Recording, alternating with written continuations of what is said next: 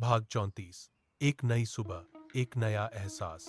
नए शहर में आज प्रिया की आंखें एक नई उम्मीद के साथ खुलीं। खिड़की के पास जाकर जैसे ही उसने पर्दा हटाया, ठंडी हवा का एक झोंका उसके चेहरे को छू गया।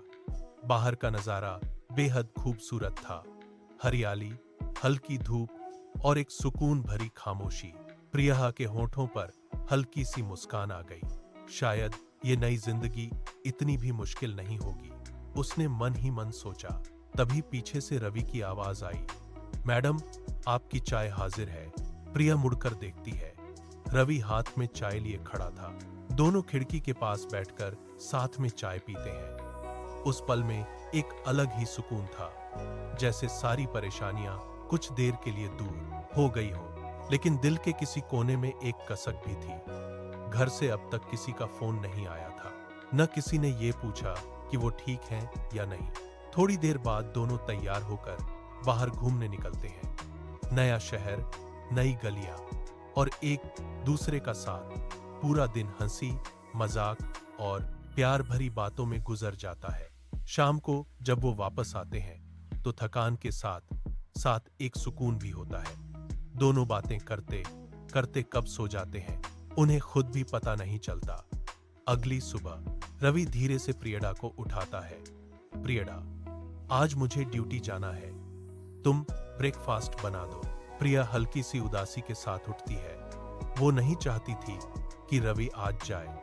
अभी तो सिर्फ एक ही दिन हुआ था इस शहर में आए हुए, और वो यहाँ किसी को जानती भी नहीं थी। उसके मन में डर और अकेलेपन की हल्की सी झलक थी।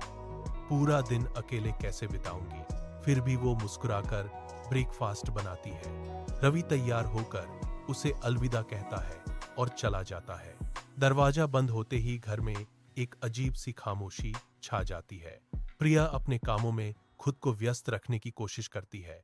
काम खत्म करके तैयार भी हो जाती है, लेकिन दिल तो बस रवि के लौटने का इंतजार कर रहा था। पूरा दिन कभी इधर उधर घूमते हुए, कभी खिड़की से बाहर देखते हुए और कभी बस ख्यालों में खोकर गुजर जाता है। लेकिन इस अकेलेपन के बीच एक सुकून भी था। अब वो रवि के साथ थी। अब उसे कोई टोकने वाला नहीं था। अब वो अपनी जिंदगी अपने तरीके से जी सकती थी। ऐसे ही दिन गुजरने लगे। जब भी रवि की छुट्टी होती, दोनों साथ घूमने निकल जाते और बाकी दिनों में प्रिया अपने छोटे से कमरे में अपने ख्वाबों के साथ वक्त बिताती। एक दिन रवि के फोन पर घर से कॉल आता है। दोनों की धड़कनें तेज हो जाती हैं। रवि जल्दी से फोन उठाता है, लेकिन सिर्फ 5 मिनट की औपचारिक बात और फिर कॉल कट। न कोई अपनापन, न कोई हालचाल। रवि और प्रिया एक दूसरे की तरफ देखते रह जाते हैं। उनकी आंखों में कई सवाल थे। क्या उनके घर वाले हमेशा ऐसे ही रहेंगे, या उनकी जिंदगी में कोई नया मोड़ आने वाला है?